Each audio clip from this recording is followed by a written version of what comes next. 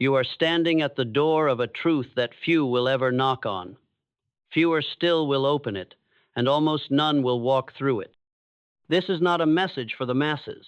It is a challenge to the chosen, a signal to the few who are prepared to rise beyond the limitations of emotion, confusion, and mediocrity, and to take rightful possession of the greatest power known to man, dominion over one's own inner world. You want to change your life. You want success, peace, wealth, power, and clarity. But you've been lied to. They told you it would take luck, talent, connections, or inheritance. And yet I tell you now with unshakable conviction, it takes one thing, and one thing only: control of self. Not partial control, not weekend motivation, not temporary discipline. I speak of total inner mastery of the mind, the emotion, the habit, and the will. This is the path that can change your life in 90 days, not because time has power, but because concentrated power over time changes everything. The first day of that 90 begins the moment you stop asking life to get easier and start demanding more of yourself. You are not waiting for a breakthrough. You are waiting for the courage to stop being ruled by your feelings. Because as long as you obey emotion, you will remain a servant to your lower nature. Emotion is a servant. It was never meant to be king. And when you forget that truth, your decisions become cloudy, your focus becomes scattered, and your destiny gets postponed indefinitely. Let us define the problem without hesitation. Most people live in reaction. They react to pain, they react to fear, they react to what others think. They react to failures, insults, inconveniences, and delays. Their entire life becomes a series of emotional explosions and withdrawals. They are not governed by principle. They are pulled by impulse. And where there is no principle, there is no purpose. Where there is no purpose, there is no power. If you do not master your emotion will master your time, your focus, your income, and your identity. Now, what is the solution? Emotional detachment. Detachment is not indifference. Detachment is not coldness. Detachment is power. It is the ability to hold your position when the world tries to move you. It is the inner silence that allows you to hear your higher voice. It is the calmness to choose your direction instead of being thrown by the noise of others. Detachment is the engine of vision. It allows you to observe, not absorb, to move, not flinch, to decide, not drift. And if you cannot detach from your own emotional reactivity, you will forever remain trapped in cycles of progress and collapse. When I speak of emotional detachment, I speak of the power to say, this feeling is here, but it does not decide. To say, this fear is loud, but I choose clarity.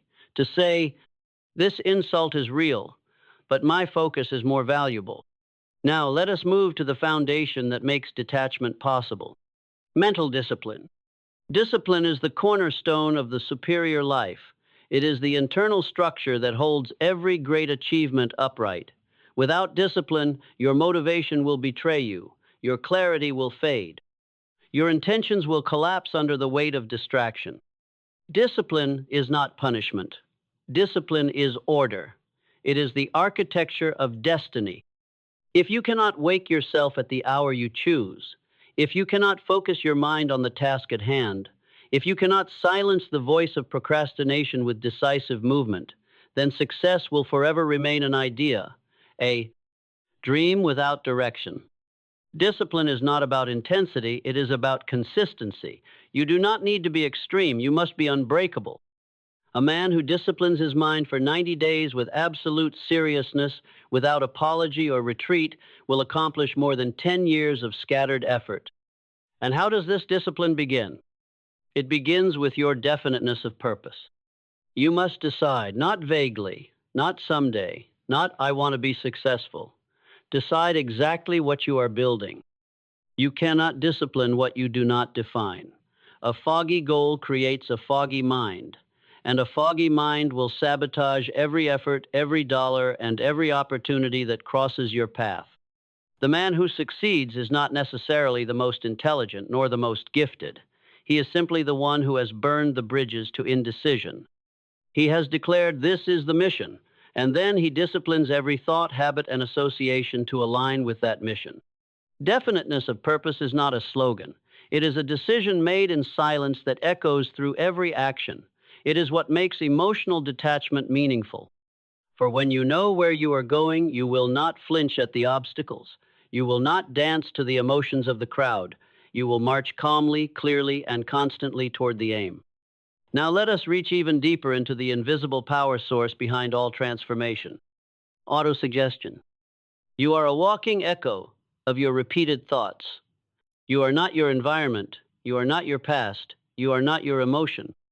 You are the product of the statements you repeat silently or out loud to your subconscious mind. If you whisper weakness, you will walk in weakness.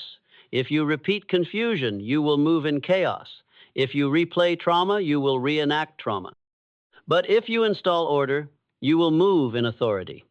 If you repeat strength, you will act in strength. If you affirm clarity, you will speak and think and decide from clarity. The subconscious cannot argue. It obeys. It does not judge. It accepts. And this is the great secret. Most people are already hypnotized. Hypnotized by fear, by scarcity, by the mental programming of untrained voices. And so, they unconsciously fulfill that programming. But you will reprogram. You will take command of your mind and say, I am unmoved by emotion. I am ruled by principle. I rise in silence. I act in purpose. I decide from strength. I live in clarity.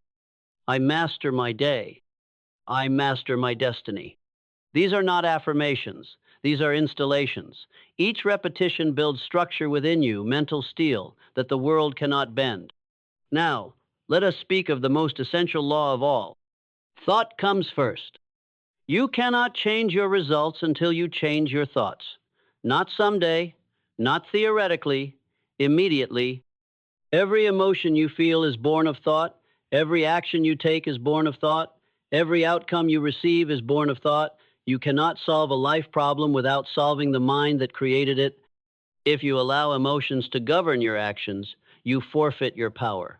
But if you command your thoughts, you command your future. You must become ruthless with thought. Select it the way a sculptor selects stone. Examine it the way a jeweler examines a diamond. Do not let a thought enter your mind without asking, does this serve the vision? If the thought is weak, destroy it. If the thought is confused, replace it. If the thought is borrowed from a coward or a critic, reject it. Because thought is the tool of God. It is the sacred gift given to man to create his own heaven or to tolerate his own hell. And now if you understand this, we return to the promise. 90 days. Not because 90 is magic, but because it is long enough to break patterns, yet short enough to feel urgency. It is the furnace of transformation. 90 days of controlling your morning. 90 days of emotional detachment. 90 days of mental discipline. 90 days of thought-first living. 90 days of executing without excuse. 90 days of commanding your internal world like a general commands an army. Do this, and your life will begin to obey. Not because life became easier, but because you became stronger. Not because obstacles disappeared, but because they no longer shook you. Not because people stopped doubting you, but because their doubt no longer had power. Your world becomes unstoppable the moment you become unshakable. And that, my friend, is the secret the world will never teach you. The next 90 days are not about doing more. They are about becoming more. You are not being called to speed. You are being called to control. You are not being called to emotion. You are being called to mastery. You are not being called to drift. You are being called to direct. Direct your thoughts, master your emotions, control your time, discipline your mind, and you will walk into rooms with a presence that no one can name, but everyone will feel. Because they will sense what you've become. And when they ask, what changed? You will look at them with the calm of someone who has met himself in battle and emerged victorious, and you will say, I took control of the one thing that changes everything, my mind, and I never gave it back. Do not misunderstand this moment. This is not just another piece of motivation. This is not another shallow burst of energy that burns out by tomorrow. No, this is the sound of the old self collapsing. This is the iron door closing on mediocrity. This is the beginning of your private war. If you can master 90 days, you can master the rest of your life, because 90 days is long enough to break your emotional addiction to being weak, long enough to sever your ties to excuses, long enough to destroy the version of yourself that talks about goals but never walks toward them. But it is not the time that matters, it is the intensity of the decision, the fire in the vow, the refusal to go back. Because once a man sees what he is truly capable of, when his mind is no longer ruled by impulse, he will never settle again. The first day will feel like fire, because you're not just changing your schedule, you are changing your self-concept, and every identity resists its own death. But hold steady. Every master once fought through this fog, and so shall you. Now let us go deeper into the mechanisms of mastery. Let us dissect the inner machinery that turns drifting men into directed giants. Let us begin with what I call the law of mental neutrality. This law states that the truly powerful man does not allow himself to be emotionally charged by the event, only by the outcome he is committed to. In other words, he does not allow the wind to determine the course. He uses the sail. To be mentally neutral means you are not seduced by highs nor destroyed by lows. You respond with precision. You act without noise. You proceed regardless. You do not curse the storm, you measure it. You do not scream in pain, you redirect it. You do not beg for certainty, you become it. Because neutrality is not weakness, it is strength so deep, it does not need to be loud. Most men fail not because they are not capable, but because they are too easily moved. A word can insult them. A delay can break them. A rejection can silence them. And so they never gain power. Because the mind that is always moving can never become solid. But neutrality is solidity. It is the stillness that gives birth to clarity. It is the silence that gives rise to force. If you can hold your inner position while the world pulls at you, you will do in 90 days what others cannot do in 9 years. You see, the untrained mind leaks energy. It reacts to every comment, every feeling, every distraction. But the disciplined mind, the neutral mind, that mind is a fortress. It conserves power. It protects direction. And it multiplies momentum. Now let us speak of the next principle, the principle that turns thoughts into architecture and emotions into fuel. The power of calmness. Calmness is not a personality trait, it is a weapon. A calm mind is a deadly mind. Why? Because it can think when others are panicking. It can act when others are frozen. It can calculate when others are blinded by emotion. Calmness is control. You have never seen a commander lose his temper in the middle of the battlefield. He does not have the luxury of emotional leakage. His mind must be precise, his orders must be sharp, his presence must command stillness in others, and so must yours. Calmness is what allows you to hold the line when the vision is under attack, to keep building when the rewards are not immediate, to keep going when your body wants to stop, your friends don't understand, and your past screams for you to return to comfort. You must decide now that calm is your new nature, not because life is easy, but because you are in command. And to live in calm is to live in force, because calmness is not lack of intensity, it is focused intensity. It is fire without panic. It is strategy without noise. It is clarity without chaos. Now hear this clearly. When you are calm, you are no longer predictable. And when you are no longer predictable, you are no longer controllable. That is why calmness is feared. It makes others uneasy, because they cannot manipulate what does not react. Calmness, neutrality, detachment, these are not philosophical luxuries. These are the very tools of dominion. And those 90 days you are about to walk through, they are the furnace in which calmness is forged. You will wake some mornings and feel like quitting, but calmness will whisper, proceed. You will be misunderstood, but neutrality will remind you, let them talk, you are building. You will be tempted to explain yourself to the small-minded, but discipline will command. Your results will be your answer, and you will obey. Not because you are motivated, but because you are decided. This is no longer about emotion. This is about engineering. You are engineering a mind that does not fall apart when stress appears. You are engineering a schedule that honors your future, not your feeling. You are engineering an identity so aligned with power that mediocrity has no place to land. And that brings us now to one of the most profound truths of this entire philosophy. What you allow becomes your standard, not just in business or relationships, but especially in your thinking. If you allow laziness in thought, you will tolerate weakness in life. If you allow scattered focus, you will invite chaos. If you allow unchallenged emotional reactions, you will become a puppet for your own impulses. But if you set a standard of clarity and enforce it, you will repel confusion. If you set a standard of inner command and live it, you will attract order. If you set a standard of unshakable decision and practice it, your outer life will organize itself around your mind. And so the next 90 days are not just about results, they are about raising the standard of who you are. They are about becoming a person so mentally disciplined, so emotionally detached, so spiritually precise that your very presence changes the temperature of every room you enter. Because you no longer speak to impress, you act to express purpose. Because you no longer react to noise, you move in direction. Because you no longer ask what the world can give you, you decide what you will extract from it by force of will and clarity of thought. This is the inner law of success, and you cannot bypass it. You must endure the silence. You must outlast the impulse. You must destroy the version of you that needed comfort to feel alive and replace him with a version who finds power in structure. Let me ask you this. Are you willing to be misunderstood for 90 days, to be unstoppable for the next 90 years?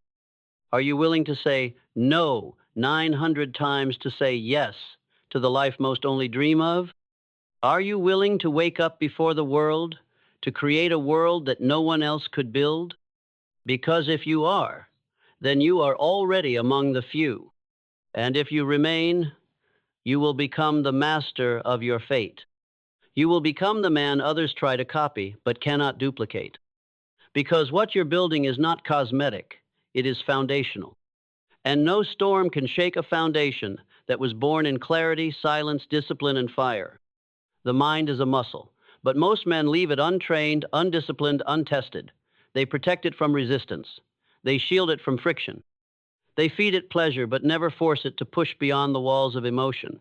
And then they wonder why their lives remain fragile. But your mind, your true mind, is forged in resistance. Discipline is not only a habit, it is the callus on the soul. It is the quiet strength that begins to form when you repeatedly do what most people will not, when you act without applause, when you finish what you start, when you follow structure over mood. You must now become that kind of person, not as an act, not as a performance, but as a principle, because the world does not need another emotional thinker. It needs disciplined builders. And 90 days of unbreakable structure, of early mornings, tight routines, intentional thought, and inner clarity will put you further ahead than 900 days of half-hearted action. Let us now explore the next law, the law of repetition. Nothing great is built once. No mental muscle is grown by a single effort. No character is forged in a single day. Repetition is the chisel of destiny. It sharpens identity. It solidifies belief. It rewires every nervous impulse into obedience. If you want calmness, you must repeat calm responses. If you want power, you must repeat powerful decisions. If you want freedom, you must repeat focused actions.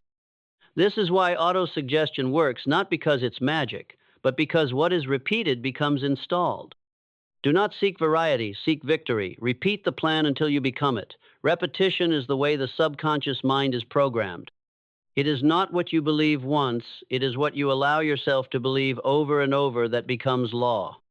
And now we come to a truth that separates the great from the average. You do not rise to your goals. You fall to the level of your systems. And your system begins and ends with self-governance. If you do not rule your time will be stolen. If you do not structure your day will disappear. If you do not protect your energy will be devoured by people who do not care about your future. This is the war no one sees, the war over your inner space, the war over your hours, the war over your thoughts. And if you do not fight it daily, you will lose your life in pieces, one distracted hour at a time. Let us now take hold of a principle most fear to confront. Reaction is weakness. You may believe you are strong because you feel deeply, respond quickly, speak instantly, but this is not strength. This is vulnerability. The man who reacts is the man who bleeds control. He leaks it in every word, every glare, every movement dictated by feeling rather than thought. But the man who responds slowly, strategically, calmly, he becomes untouchable. He watches the insult fall. He lets the chaos scream. He does not match emotion, he elevates beyond it. And because of this, he owns the moment. While others waste power on reaction, he converts power into direction. This is what I mean when I say that 90 days of mastery begins the moment you stop living emotionally and start living intentionally. Let us now enter the chamber of clarity, a principle most know intellectually but few practice spiritually. Environment is power. You cannot think like a king in the dungeon of chaos. You cannot rise when you are surrounded by decay. If your surroundings contradict your vision, your subconscious will obey your surroundings, not your words. Your environment must become a temple of the mind you want to build. Order must be visible. Structure must be felt. Peace must be seen. You cannot do this surrounded by distraction. You cannot keep friends who drain you and expect to feel charged. You cannot scroll for hours and expect to develop mental discipline. You cannot swim in noise and expect to hear your inner voice. Environment is not just physical, it is mental. It is what you allow in your ears, what you allow in your eyes, what you rehearse when no one is watching. Protect your environment like your life depends on it, because it does. If your room is messy, your thoughts are disorganized. If your schedule is chaotic, your results will be random. If your inputs are low quality, your identity will be low power. So clean the temple, build the fortress, honor your space. Now we arrive at a brutal truth, a truth few can accept but all must face. The emotional self must die, the self that needed to be liked, the self that waited for the right feeling, the self that needed everything to be easy, the self that feared judgment, that justified failure, that sought comfort over clarity. That self cannot come with you. You must become a new entity, forged in routine, steeled in rejection, focused in solitude, and governed by vision. This is not self-help, this is self-death. You must kill the self that served your former life so you can give birth to the one that creates the new. That is what these 90 days truly represent. Not a change in habits, a transformation in identity. You do not do this to become someone else. You do this to become the person you were meant to be before the world taught you to shrink. Now let us speak of the divine principle that completes this transformation. Personal initiative. If you wait to be told, you are not ready. If you wait for motivation, you are not serious. If you wait for support, you have not yet decided. Initiative is the act of commanding reality before it has given you permission. It is what separates the watcher from the warrior, the complainer from the commander. Do not ask for instructions, move with clarity. Do not wait for inspiration, move with fire. Do not check for permission, move with presence. This is the final lesson. The mind, once disciplined, begins to take initiative naturally. It begins to wake earlier, think clearer, speak less, move faster. It begins to protect the body, guard the spirit, and enforce the vision, all without negotiation. You will not need to ask, "What should I do today?" You will know, because the master no longer seeks guidance from the world. He obeys the law within. And that law, once forged, speaks with authority. You have now walked through the silent halls of your own potential. You have stared into the mirror and seen both the lie and the truth, the weakness you once obeyed, and the power you now reclaim. This is no longer about knowledge, it is about ownership. You no longer need to be told what to do, you already know. You no longer need to wait for perfect conditions, you now understand that you are the condition. The old self-emotional, scattered, addicted to stimulation, ruled by feeling he is gone. And in his place stands a sovereign being, a silent force, a disciplined mind, a builder of invisible empires. Let this be etched into your soul. Discipline is freedom. Detachment is power. Clarity is wealth, and control is destiny. Every man must pass through the valley of resistance, but not every man builds a temple inside of it. Not every man finds his voice beneath the noise. Not every man holds the line long enough to cross into legend. But you have chosen the path few dare to walk. You have chosen to suffer in silence for 90 days, so you may speak with authority for the rest of your life. You have chosen to detach from the noise, the neediness, the comfort, so you may attach yourself only to purpose, only to power, only to precision. And make no mistake, the world will test you. They will mock your silence. They will question your calm. They will tempt your discipline. They will misread your clarity for arrogance, your focus for coldness, your sovereignty for strangeness. But hold your position. Let the mediocre misunderstand you. Let the distracted ignore you. Let the weak criticize you. Because one day, not long from now, they will look again, and they will not see the man they once knew. They will see a presence. They will feel an edge. They will sense something unnameable. They will not be able to explain it, but they will be drawn to it.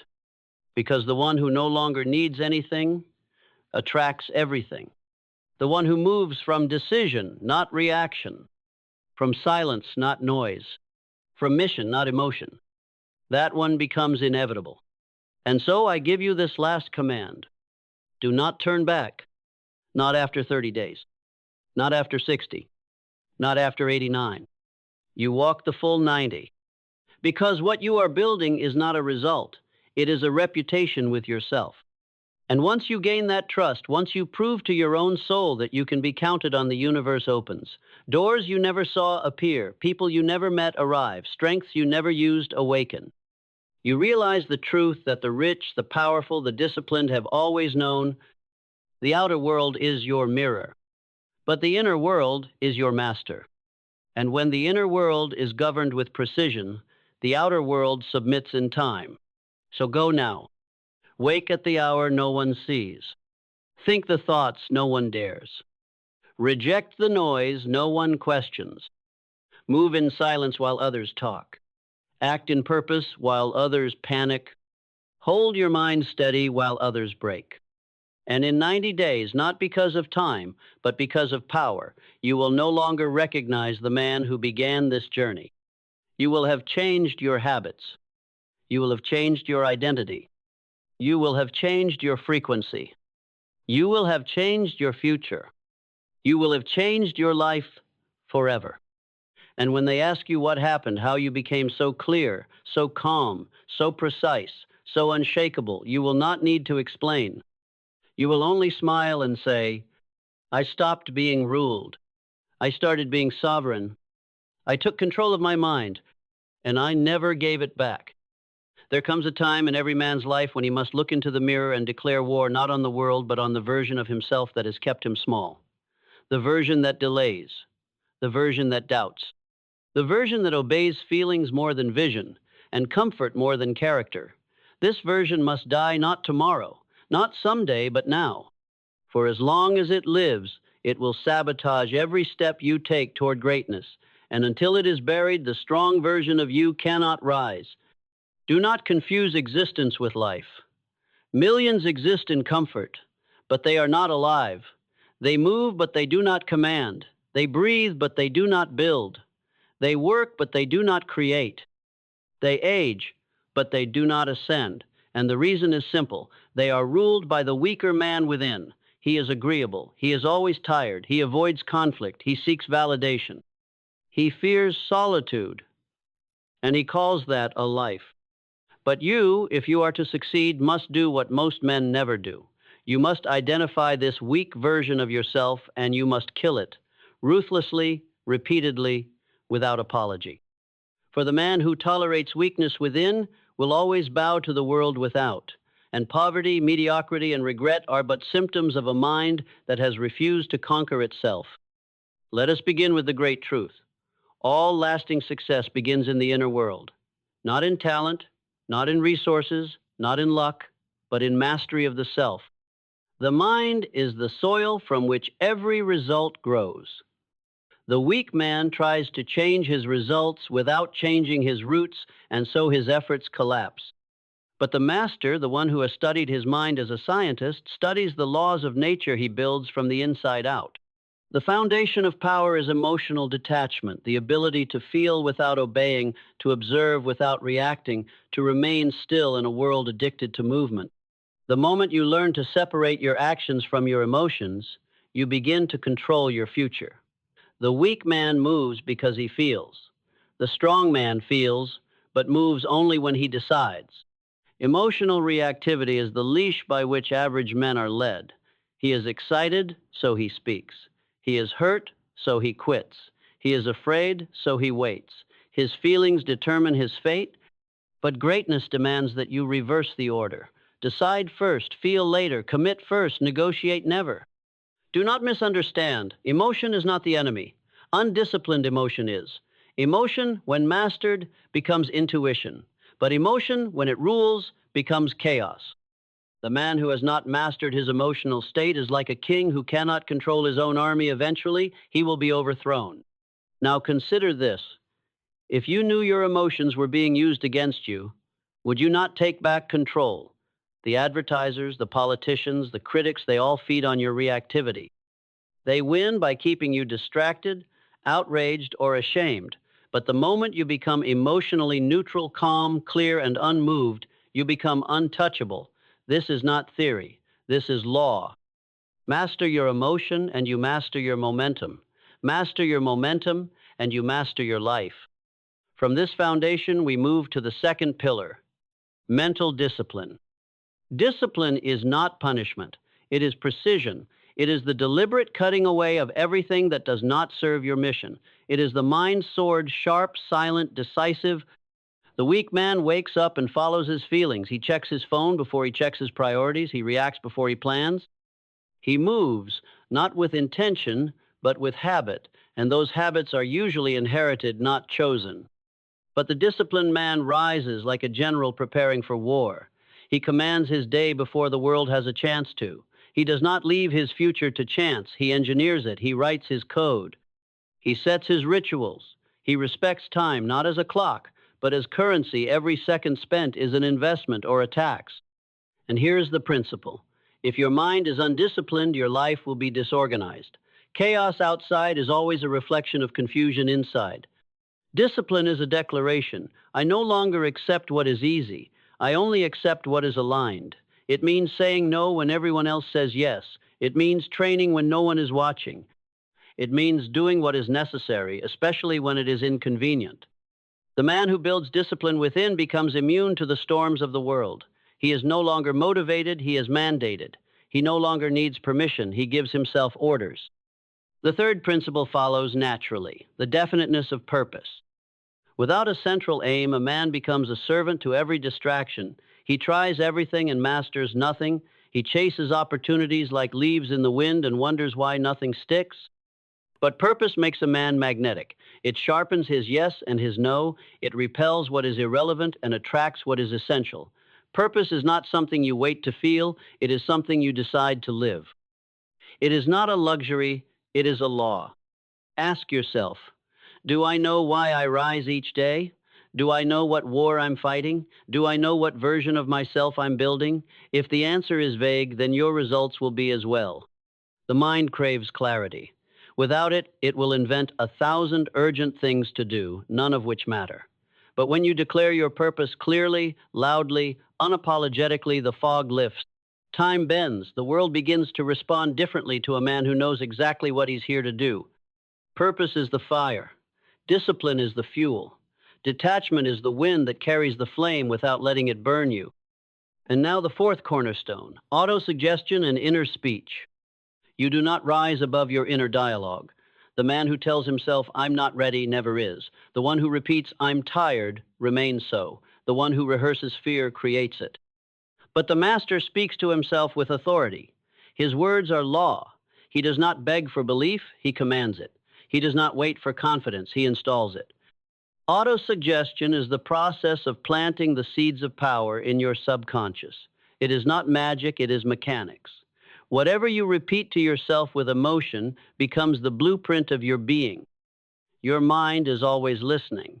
If you speak like a victim, it will build you into one. If you speak like a king, it will make you one. Begin each day with fire in your mouth. Declare who you are becoming. Command your mind to obey your vision. Speak only what strengthens. Words are not decorations, they are instructions. And if you hear the voice of the weak self rise, that doubting, delaying, denying whisper, respond not with dialogue, but with execution. Let your actions become the final word. Fifth, accurate thinking. Most men suffer not from lack of intelligence, but from lack of clarity. They confuse opinion with fact, reaction with reason, noise with truth. They consume more than they contemplate and wonder why their mind is crowded, but their life is stagnant. The principle is simple. Think clearly or be ruled by those who do. Accurate thinking demands you filter every idea through two questions. Is it true? And is it useful? If it is neither, discard it. If it is both, apply it. The mind, like a body, is shaped by what it consumes and what it rejects. Do not allow your thinking to be outsourced to the masses. Do not accept the news as reality. Do not absorb emotions from others as if they were facts. You must become the sovereign of your own thought process. Let your conclusions be born of investigation, not imitation. Accurate thinking is the armor of the elite. The man who thinks with precision cannot be fooled, cannot be panicked, cannot be defeated by illusion. Now combine these principles. Detachment is the control panel. Discipline is the engine. Purpose is the compass. Autosuggestion is the fuel. Accurate thinking is the navigation. With these, you become unstoppable. You become sovereign. You kill the weak version of yourself, not with noise, but with law. Not with fantasy, but with execution. Not once, but every single day. For the weak version of you will not go quietly. He will resist. He will argue. He will promise comfort if you keep him alive. But you must bury him with silence, with solitude, with sacred self-governance. You do not argue with weakness. You replace it. You rise above it. You out-discipline it. And what you will find on the other side is not just success, but peace. The peace of knowing that you no longer need the world to approve, applaud, or understand.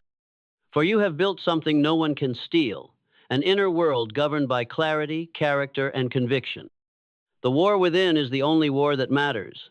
Every external victory is merely a reflection of the invisible battles you've won in silence before dawn, before applause, before anyone else believed. The battlefield is your own mind. And the enemy is not out there. It is the soft voice inside that says, just this once, you've earned a break. It's not that serious. That voice is not your friend. It is not your protector. It is your prison guard. To kill the weak version of yourself is not metaphor. It is necessity. And the method is not dramatic. It is daily. You do not kill the weak self with a speech or a moment of motivation. You kill him with a knife of repetition through silent, unglamorous execution, not for a day, not for a week, but until there is nothing left of him but memory, and even that begins to fade in the light of who you've become. The next stage of mastery is calmness, not passive calmness, but commanding calmness, the kind of inner stillness that makes kings out of commoners and visionaries out of the reactive. You've been taught that power is noise, that the loudest man wins, that the aggressive man dominates. But the truth is the opposite. The calm man controls every room he enters because he is the only one not ruled by it. Calmness is the weapon of the inner elite. It is forged in silence and honed in solitude. The weak self panics. He rushes, he fidgets, he overreacts. His nervous system is his master. But the new self, the ruler, is still. He does not flinch when insulted. He does not scramble when challenged. He moves with quiet purpose, because he is governed not by the room, but by the mission. Understand this principle. Calmness is strength under pressure. When you're calm, you think clearly. When you think clearly, you act effectively. And when you act effectively, you rise while others collapse. Calmness is not inactivity, it is intentionality. The lion does not roar before the strike. He watches, he waits, he calculates, and when he moves, it is final. Train calmness the way you would train a sword. Remove the noise from your day. Breathe deeply. Speak slowly. Delay your reactions by 5 seconds long enough to break the trance of emotion.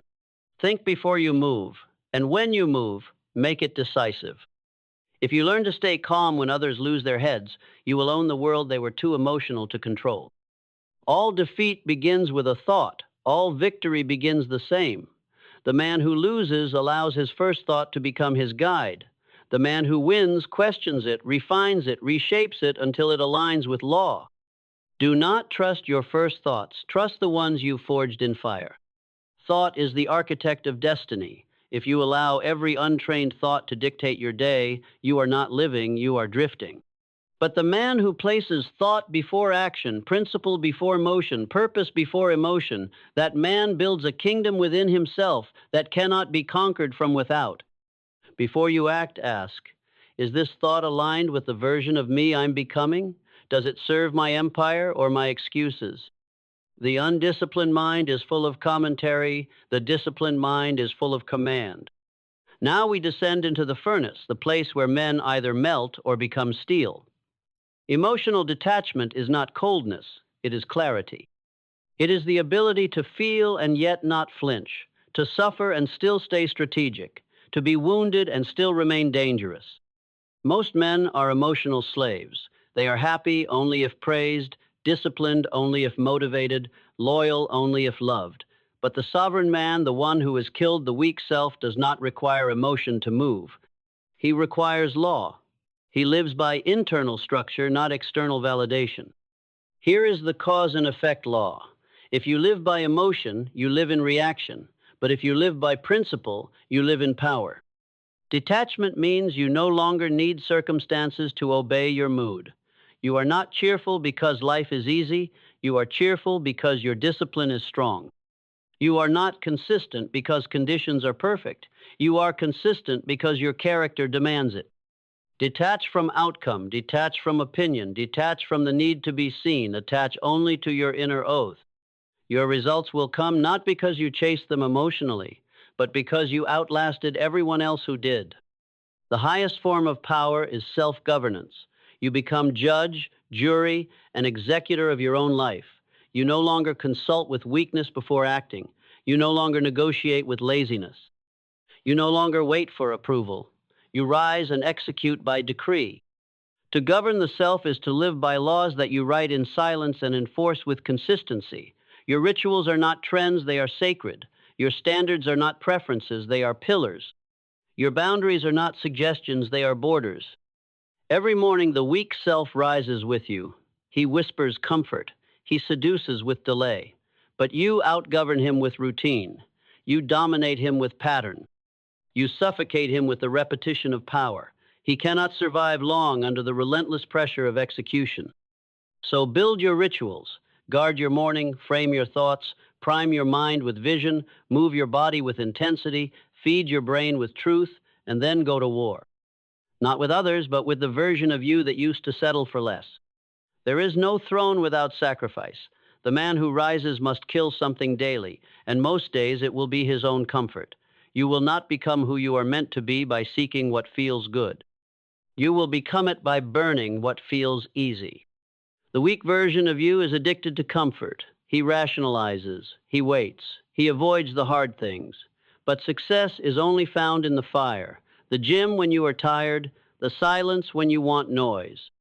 The hard decision when the easy one tempts.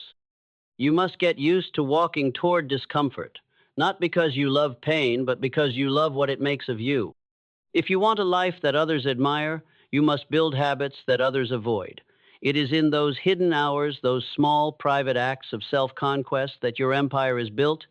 You do not rise because of what you know. You rise because of what you execute. Knowledge without action is a bookshelf with no builder. You may admire the shelves. You may quote their wisdom. But your life remains untouched. The new you, the true you, does not collect motivation. He converts it. He does not wait for certainty. He moves while others hesitate. Execution is not perfect, it is disciplined. You do not need to feel ready. You need to act aligned. Ask yourself daily, what am I building?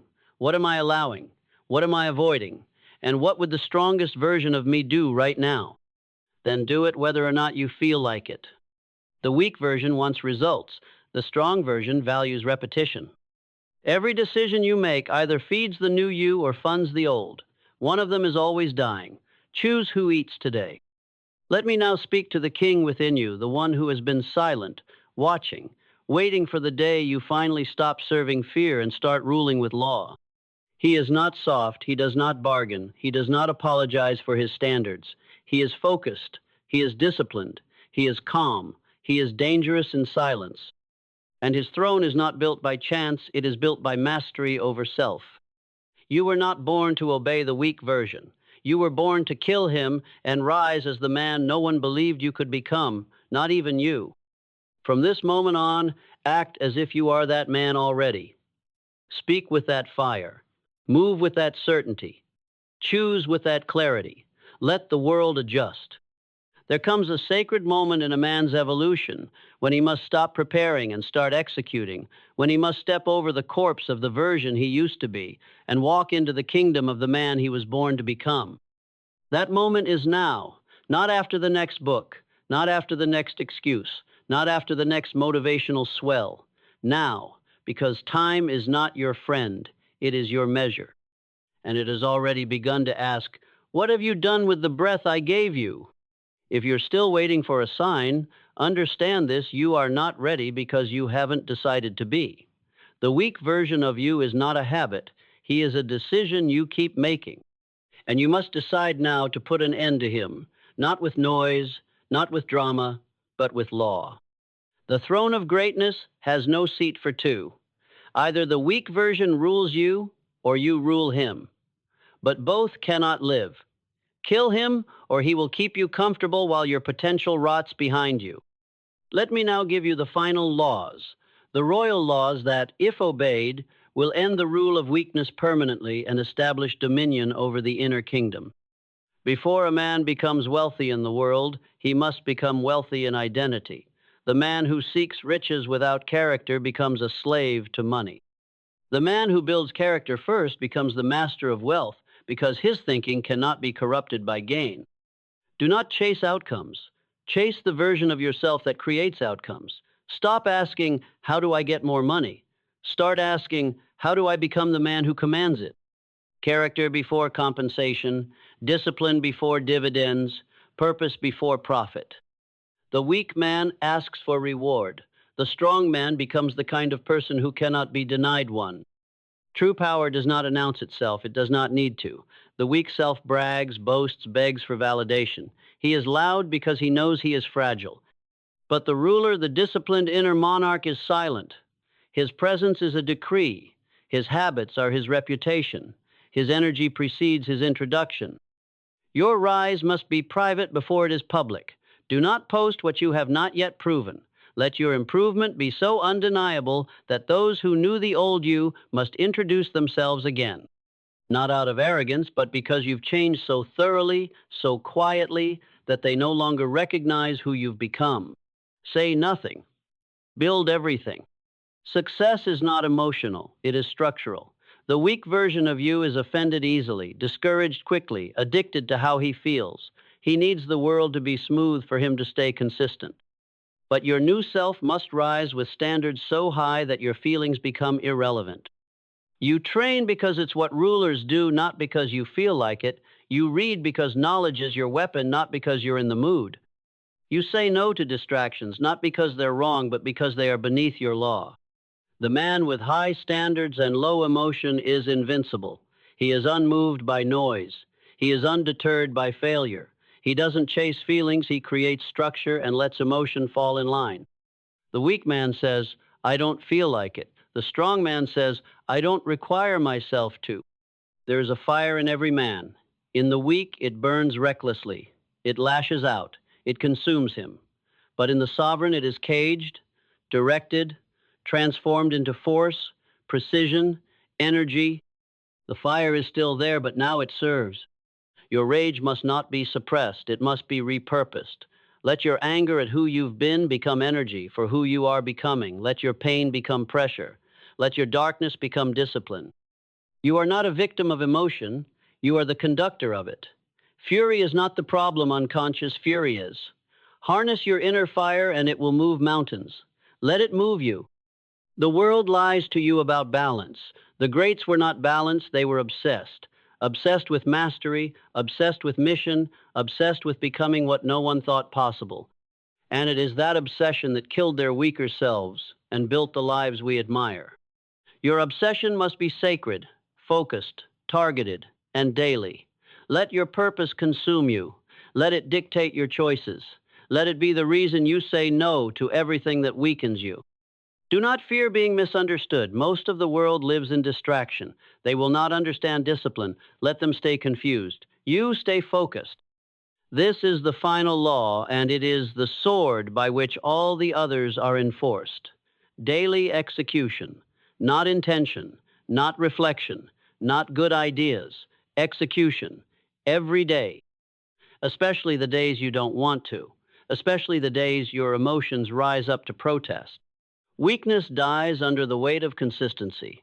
A man becomes great not by what he dreams, but by what he does, especially when no one is watching. Every day you have two choices: strengthen the king or feed the slave. One habit, one thought, one action, every day. And if you make that decision one more time than the weak self does, you win. He loses, and he begins to fade. That's how you kill him. Not with a sword, with a schedule. Let me now speak not to your fear, but to your fire. The world has already tried to humble you. You do not need more reminders of what you lack. What you need is to remember what is already inside of you and rise to meet it. You do not need more time. You do not need more opinions. You do not need another book, another course, another pep talk. You need only this: a private moment, a clean break, a silent decision to kill the version of yourself that's been delaying your destiny and to rise not tomorrow but today. No one is coming. The rescue you're waiting for is the ruler inside you, suffocating under the weight of your excuses. Let him rise. So stand within, straighten your spine, command your breath, and speak. This is the last day the weak version of me leads. This is the first day I execute as king. Then walk, and don't look back, not even to wave. Because the man you used to be, he doesn't deserve a funeral. Only your silence. Only your success.